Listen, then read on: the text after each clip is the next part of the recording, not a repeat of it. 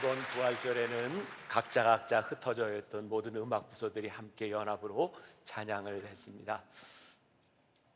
너무 좋죠? 그냥 찬양 가운데 이번 부활절은 이게 부활이구나 라는 생각이 들고, 저는 이 찬양을 듣는 동안 저 위에 있는 화관이 우리들에게 이렇게 쫙 내려오는 듯한 그런 마음이 들었어요. 하나님, 혹시 죽음의 위협 가운데 지나가고 있는 우리 성도들이 있다면 저 부활의 화관이 우리 성도들 가운데 임하게 하여 주옵소서. 승리하는 부활절이 되게 하여 주옵소서. 우리 여기 있는 분들 또 온라인으로 예배드리는 분들 다 같이 한번 두 손을 흔들어서 해피 이스터 한번 인사합시다. 시작. 해피 이스터. 그리고 오늘 수고한 모든 분들에게 다시 한번 박수로 격려하겠습니다. 기도하겠습니다. 하나님, 2023년 부활절 우리들이 감격적으로 맞이합니다. 이 부활의 날, 또 한 번 지나가는 의례적인 날이 아니라 우리의 인생에 부활이 있게 하여 주옵시고, 부활의 능력이 시작되게 하여 주옵시고, 연약한 인생들이 힘을 얻게 하여 주옵시고, 죽음의 사망의 음침한 골짜기를 지나가는 자들에게 부활의 생명과 빛이 임하게 하여 주옵소서. 함께 하심을 믿사오며 예수님의 이름으로 기도합니다. 아멘.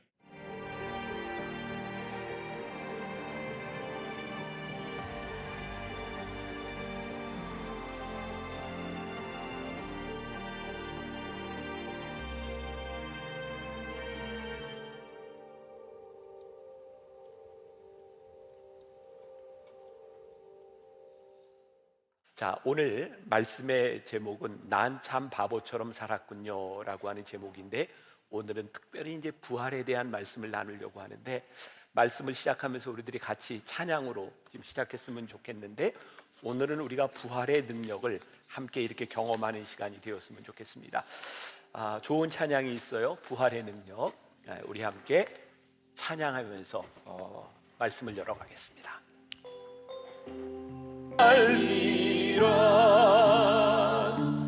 모든 것 되시며 의와 기쁨 되신 주 사랑함. 우리 한 번 더 내 안에 가자.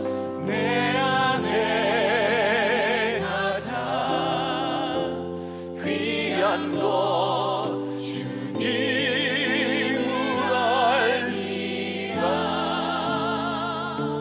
모든 것 되시며 의와 기쁨 되신 주 사랑합니다. 나의 주. 자, 오늘은 우리들이 부활의 능력에 대한 말씀을 나누면서 조금 특별한 예배를 드리려고 제가 우리 음악부 목회자들과 함께 이렇게 좀 찬양인지 아닌지는 이제 두고 보시고, 노래하며 같이 예배를 인도하려고 합니다. 기타도 폼으로 하나 꽂아놨는데 제가 지금 치고는 싶은데 연습을 해보니까 안 좋아요, 분위기하고. 그래서 좀 봐서. 자, 우리들이 부활에 대한 이야기를 하는데 인본주의적인 신앙도 있고 또 하나님 중심적인 신앙도 있습니다. 인본주의적인 신앙이라고 하는 것은 뭐냐면 증거를 좀 대보라 라고 하는 거죠. 증거를 대봐라. 오늘 본문 말씀에도 도마 하면 생각나는 의심 많은 사람이 나는 좀 봐야 믿겠습니다. 근데 예수님께서 그래, 네가 한번 넣어봐라, 만져봐라 이렇게 이야기를 하시죠. 근데 성경은 우리들에게 믿음을 뭐라고 이야기하냐면 증거를 가지고 믿는 것이 믿음이 아니다 이렇게 얘기하죠. 히브리서 11장에 보니까 믿음은 바라는 것들의 실상이요 보지 못하는 것들의 증거다. 믿음이라고 하는 것은 하나님의 약속에 의지하여 하나님의 약속을 믿는 거예요. 그러니까 우리들이 증거를 가지고 믿는 것과 하나님의 말씀에 의지해서 믿는 것은 다른 차원의 문제인 거죠. 꽤 오래전입니다. 저희 교회 장로님 중에 한 분이 돌아가셨을 때예요. 조금 아쉽게 너무 일찍 돌아가셨어요. 그 가족들이 여기 계실 텐데 우리 김호천 장로님을 기억하시는 분이 있을 거예요. 장로님 돌아가시고 많은 사람들이 안타깝게 장례식을 거행하게 되었고, 마지막 날 장례식 교회에서 이제 발인 예배를 드릴 텐데 이 앞에 장로님의 사진이 이렇게 딱 걸려 있는데 그 사진이 너무 해맑게 웃고 있는 사진인 거예요. 사람들은 슬퍼하고 있는데 장로님의 모습을 딱 보는 순간 제 마음 가운데는 이렇게 사람들은 울고 있는데 장로님은 하늘나라에서 기쁘게 하나님 나라의 잔치에 참여하고 있겠구나. 그래서 제가 교인들에게 여러분, 우리 장로님의 얼굴처럼 환하게 웃읍시다. 아마 우리가 하나님을 믿지 않는다면 장례식장에서 환하게 웃읍시다 라는 말이 어떻게 받아들여질 수 있겠어요? 그 다음날 제가 교회에 이렇게 출근을 하는데 제 아내가 나가는 저에게 이런 얘기를 하더라고요. 나 죽으면 밝고 환한 꽃을 놔줘. 기쁜 날 화려하게 꽃에 쌓여 있고 싶어. 이게 무슨 비장한 그런 얘기가 아니라 죽음을 바라보는 다른 눈을 가지고 우리 그리스도인들이 할 수 있는 말이죠. 예수님의 제자 중에 또 많은 사람들이 나는 봐야 믿겠다, 만져봐야 믿겠다 라고 이야기를 해요. 그래서 이 부활에 대해서는 지난 2000년 동안 많은 논쟁들이 있어 왔고, 이 부활을 그냥 이렇게 해석하려는 사람들이 있었어요. 하나는 뭐냐면, 사실 예수님이 실제로 죽은 게 아니야, 기절했다 깨어난 거야 라고 하는 기절설이라는 것도 오랫동안 있어 왔고, 또 하나는 예수님께서 죽기는 하셨지만 실제로 부활하신 것은 아니야 라고 하는 가현설이라는 것도 존재해 왔습니다. 그런데 성경은 우리들에게 아주 명확하게 이야기하고 있는데, 사도 바울은 부활장이라고 불리우는 고린도전서 15장 14절에서 19절까지에서 이렇게 말을 하고 있어요. 우리 같이 한 목소리로 봉독합니다.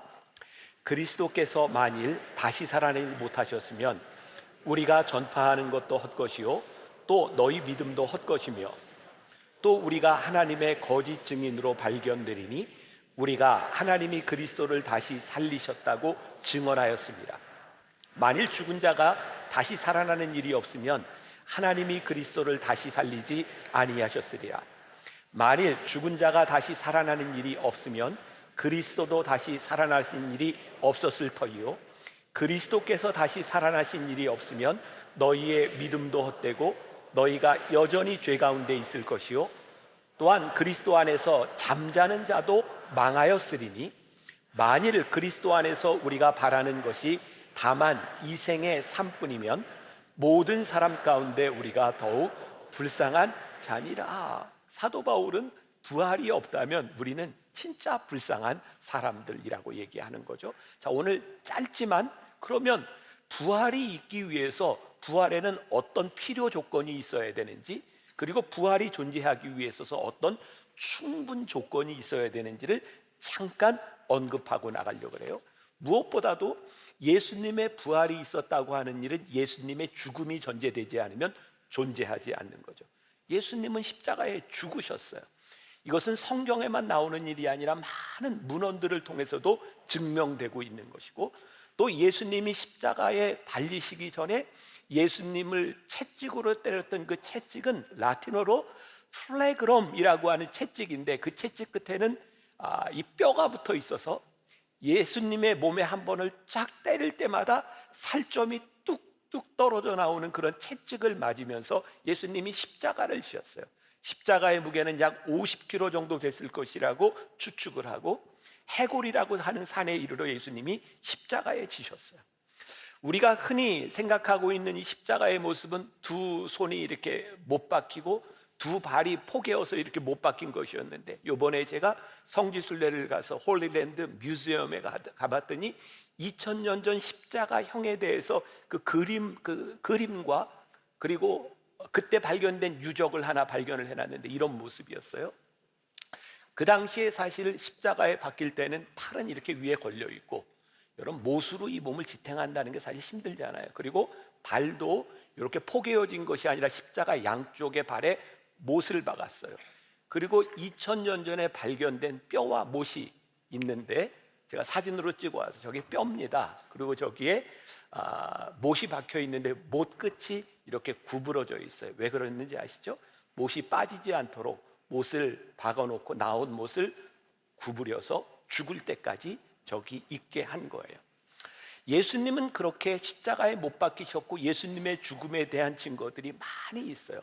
혹시 여러분들이 기회가 된다면 트루먼 데이비스라고 하는 의사가 쓴 예수의 십자가의 처형, 또 조시 맥두웰이 쓴 기독교 신앙의 역사적 증언이라고 하는 것을 보면 십자가형을 통해서 사람이 어떻게 살 수 없는지, 그리고 또 하나의 증거 가운데 하나는 성경에 예수님의 옆구리에 창을 찔렀을 때 거기에 물이 나왔다라고 되어 있는데, 의학적으로 살아있는 상태에서는 피가 나오지 물이 나오지 않는다는 거예요. 예수님의 죽음에 대해서는 별 이론의 여지가 없이 예수님이 죽으셨다라고 하는 필요 조건을 만족시켜주고 있어요. 그러면 예수님이 부활하셨다고 하는 부활의 증거는 무엇인가? 제가 서두에 시작하면서 이게 자꾸 증거되지 말고 믿어라 얘기했는데 제가 자꾸 증거를 내고 있네요. 그냥 제가 성경 속에 나와 있는 것, 조시 맥두웰의 부활의 증거에 보면 7가지를 이야기하고 있는데, 첫 번째, 마태복음 27장 66절에 돌 무덤의 인봉이 끊어졌다고 되어 있어요. 당시에 저 인봉을 누군가 끊는다고 하는 것은 목숨을 건 일이에요. 근데 누군가 저 인봉을 끊었다? 누가 저렇게 담대하게 저런 일을 할 수 있었을까? 두 번째, 예수님의 빈 무덤을 지척에 둔 예루살렘에서 부활의 사건이 일어났다는 거예요. 저도 이번에 성주스들을 가면서 늘 가던 곳이었는데 다시 한번 비아돌로로사를 이렇게 걷고 예수님 십자가에 못 박힌 골고다 언덕을 갔는데, 골고다 언덕이 예루살렘 성전하고 지척에 있어요. 그러니까 저 이야기는 멀리서 들리는 소문이 아니라 누군가가 바로 가서 확인할 수 있는 바로 동네 안에서 일어난 일이었어요. 세 번째, 입구를 막았던 돌의 무게가 약 1360에서 1800kg 정도 나갔다고 하니까 아무에게도 들키지 않게 새벽에 누가 몰래 가서 저 돌을 옮긴다? 그것도 불가능한 일이었어요. 네 번째, 로마 병정들이 도망을 갔다라고 기록이 되어 있는데, 저기에 무덤이 열리고 시체가 없어지지 않았다면 로마 병정들이 도망갈 이유가 없는 거죠. 다섯 번째, 제자들이 예수님을 찾아갔을 때 세마포만 남겨져 있었다. 그 예수님의 시신을 도적질 해갔다라고 얘기하는 사람들이 있는데, 도적질 해갔다면 누군가 도적질하는데 옷을 싹 벗겨가지고 딱 개켜놓고 도적질했다? 이것도 별로 메이크 센스가 안 되는 일이죠. 여섯 번째, 예수님의 부활을 목격한 사람이 너무나 많았다는 거예요. 성경에 수없이 등장하는 일들의 일곱 번째, 예수님의 부활을 처음으로 목격한 사람들이 여자들이었어요. 조시 맥두웰은 이렇게 얘기합니다. 당시 여자들의 등원은 법적인 효력이 없었습니다. 만일 저 부활의 사실이 아니라면 여자들을 증인으로 세우는 일은, 성경의 여자들을 증인으로 기록하는 일은 이건 메이크 센스가 안 되는 일입니다.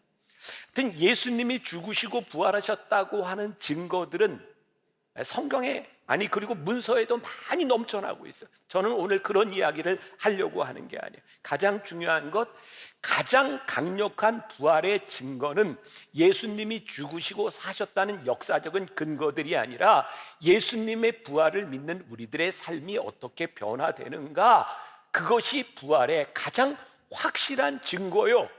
예수님의 죽음과 부활을 믿었던 사람들의 변화의 역사들이 오늘 우리들에게 부활을 증거하고 있는, 부활의 가장 명확한 증거는 우리들이 죄에서부터 구원을 받는 거예요. 자, 로마서 5장 12절 말씀 같이 봅니다. 시작. 그러므로 한 사람이 말미암아 죄가 세상에 들어오고 죄로 말미암아 사망이 들어왔나니, 이와 같이 모든 사람이 죄를 지었으므로 사망이 모든 사람에게 이르렀느니라.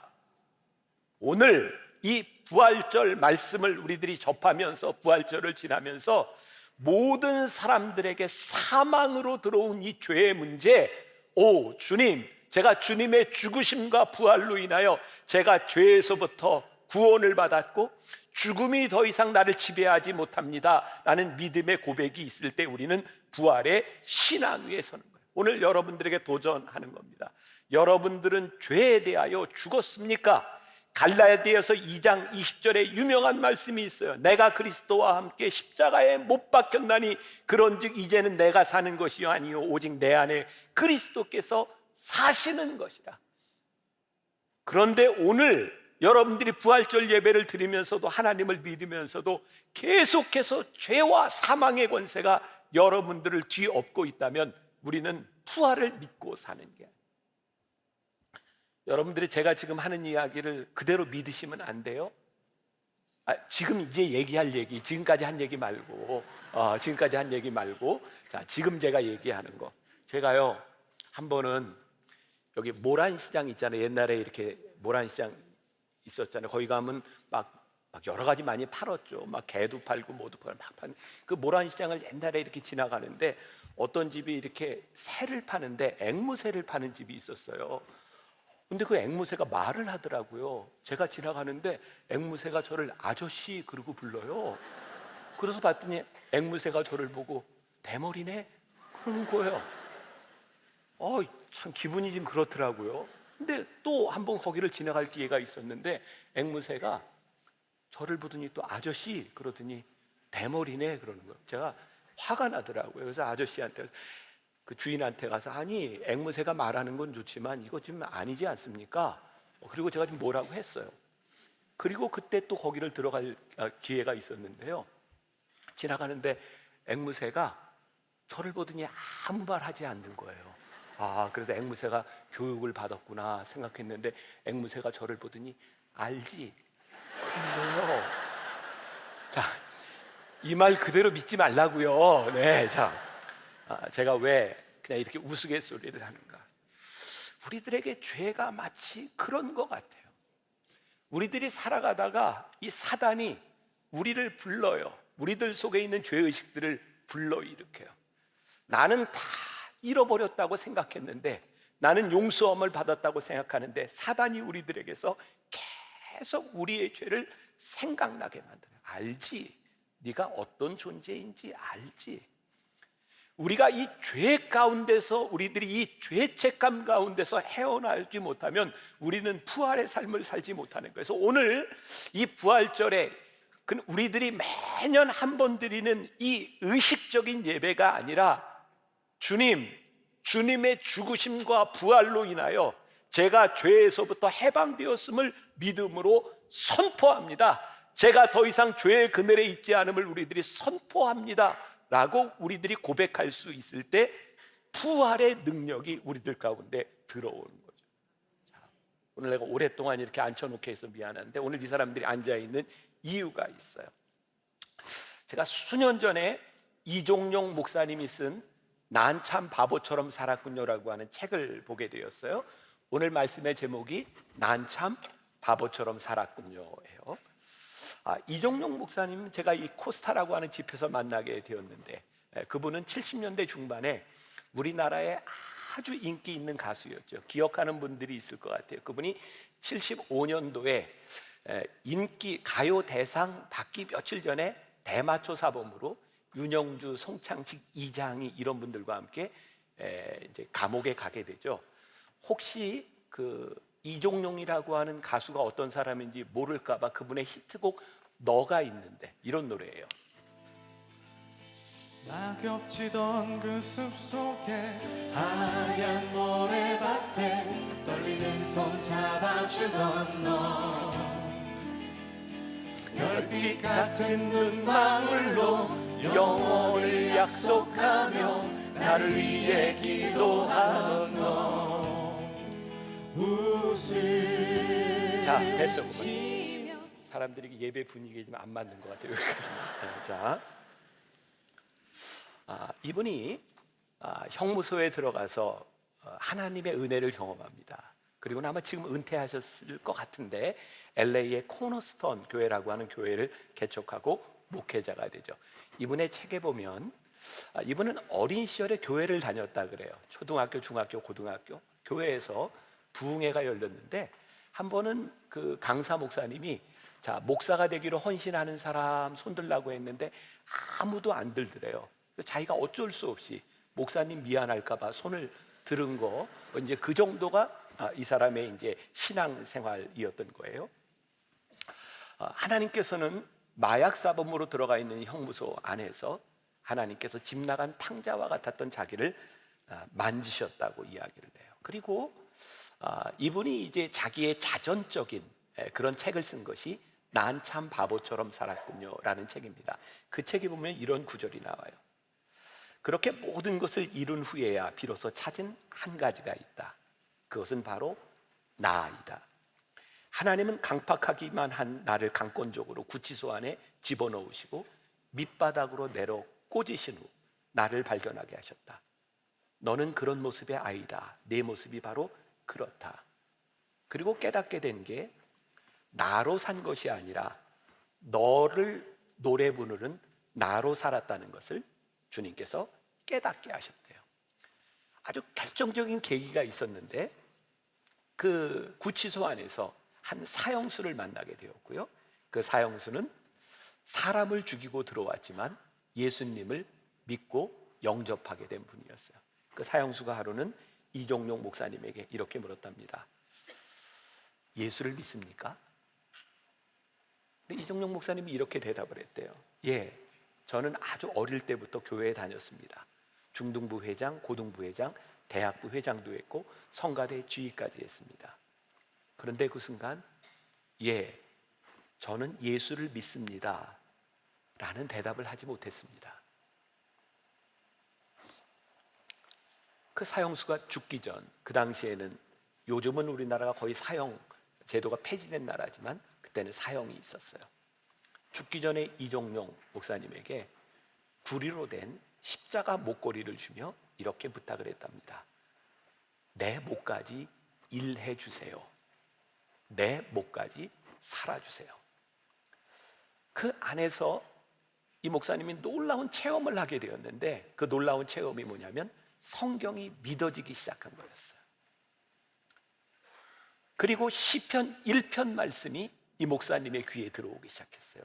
복 있는 사람은 악인의 길을 따르지 아니하며 죄인의 길에 서지 아니하며 오만한 자들의 자리에 앉지 아니하고 오직 여호와의 율법을 즐거워하여 그의 율법을 주야로 묵상하는도다. 그는 시냇가에 심은 나무가 철을 따라 열매를 맺으며 그 잎사귀가 마르지 아니함 같으니 그가 하는 모든 일이 다 형통하리로다. 그리고 주님과의 동행이 시작되었고 이사야 43장 1절 너는 두려워 말라 내가 너를 구속하였고 내가 너를 지명하여 불렀나니 너는 내 것이라. 그의 삶에 죽음과 위협이 없는 것이 아니라 물 가운데 지날지라도 불 가운데 지날지라도 함께 하시는 하나님에 대한 믿음이 그의 고백에 들어오기 시작했고 그는 목회자의 길을 가기로 결심하죠. 그리고 쓴 책이 나는 바보처럼 살았군요이고 그때 감옥에 나와서 그리고 불렀던 노래가 난 참 바보처럼 살았군요 라는 가요입니다. 근데 제가 보길 때 그 노래는 가요가 아니라 저는 그의 믿음의 고백이고 찬양이었다고 생각하거든요. 세상 사람들은 알지 못했던 그 노래의 가사 난 참 바보처럼 살았군요. 여러분들 가사를 한번 생각하면서 들어보면 좋겠습니다. 어느 날 난 참 바보처럼 살았군요. 난 참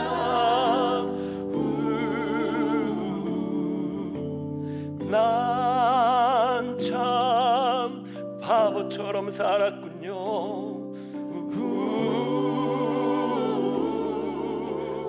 난 참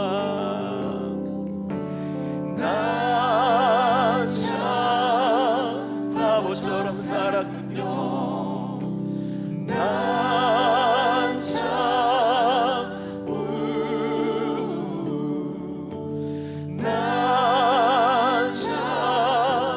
바보처럼 살았군요.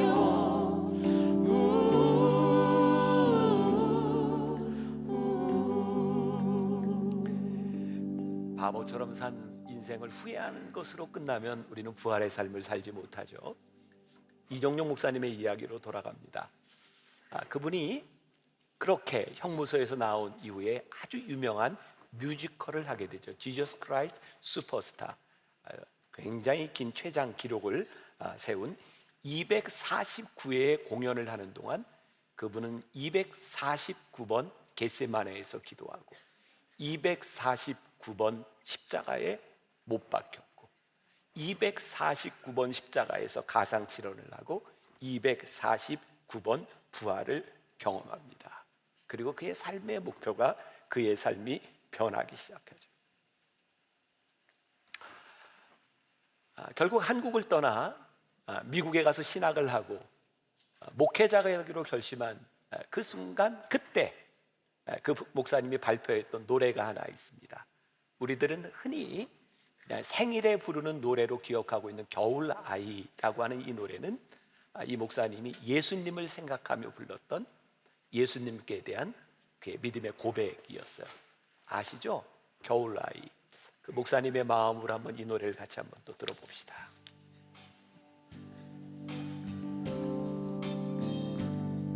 겨울에 태어나 아름다운 당신은 눈처럼 깨끗한 나만의 당신. 겨울에 태어나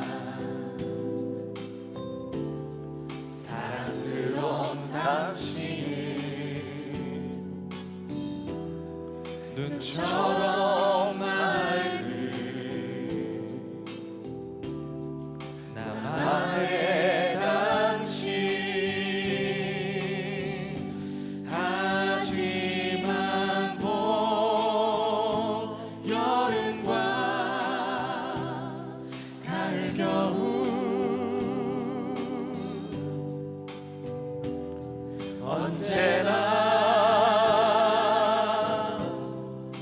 맑고 깨끗해. 겨울에 태어나 아름다운 당신은 눈처럼 깨끗한 나만의 당신. 생일 축하합니다.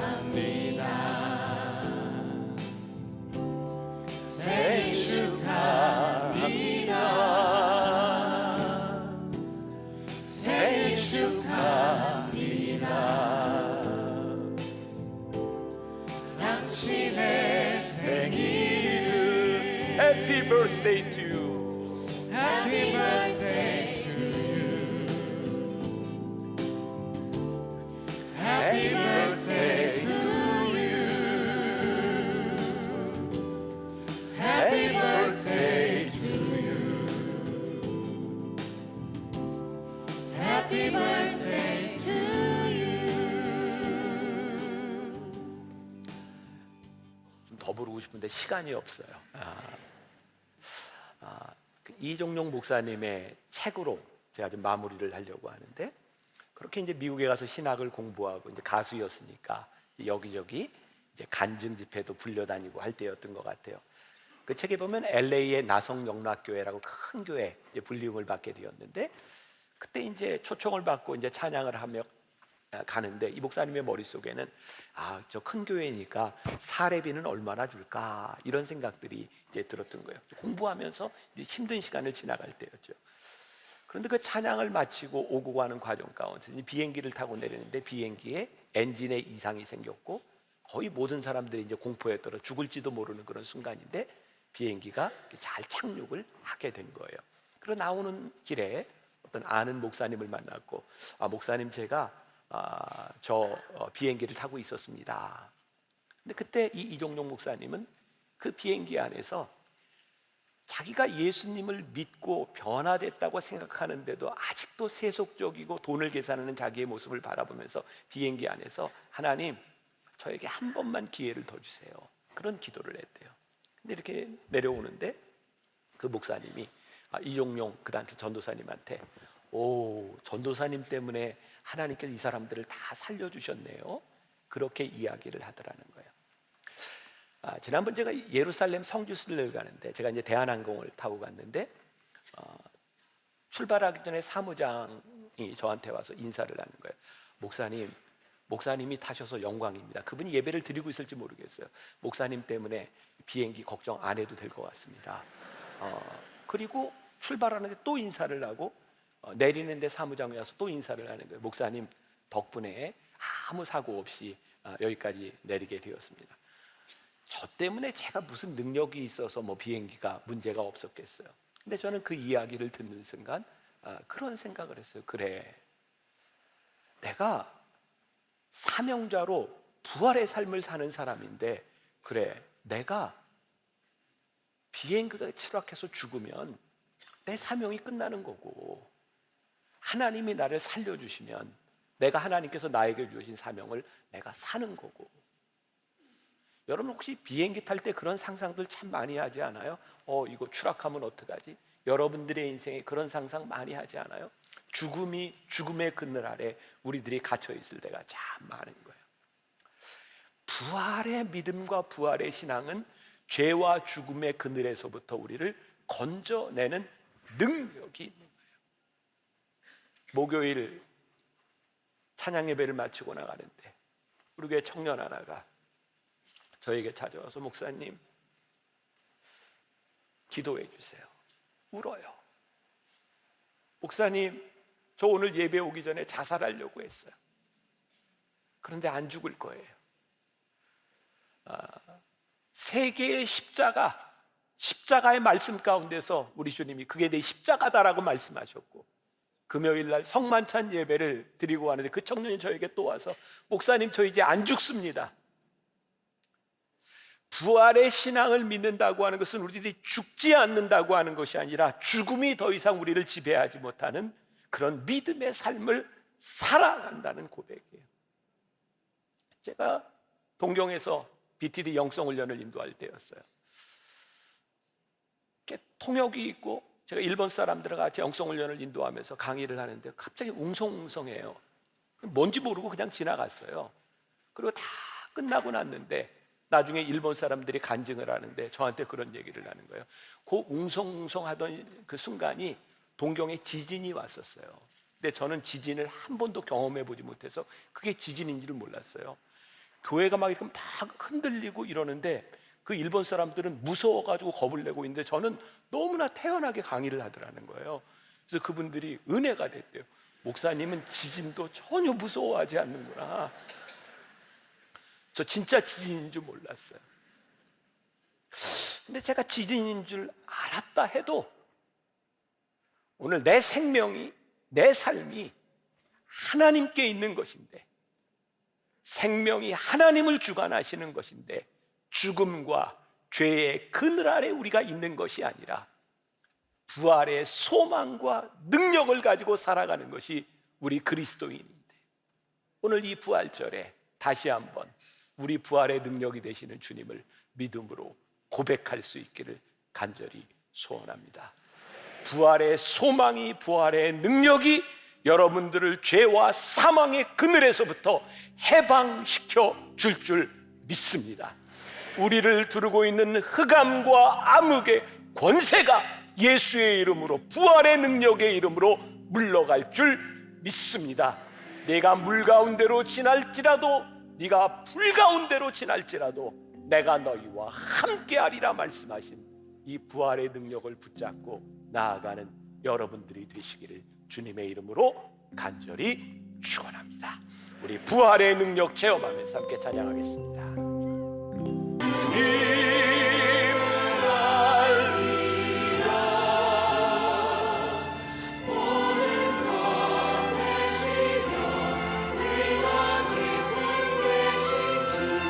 사랑아, 우리 한 번만 더 내 안에 가장 귀한 것, 내 안에 가장 귀한 것, 주님을 알리라. 모든 것 되시며 의와 기쁨 되신 주 사랑합니다.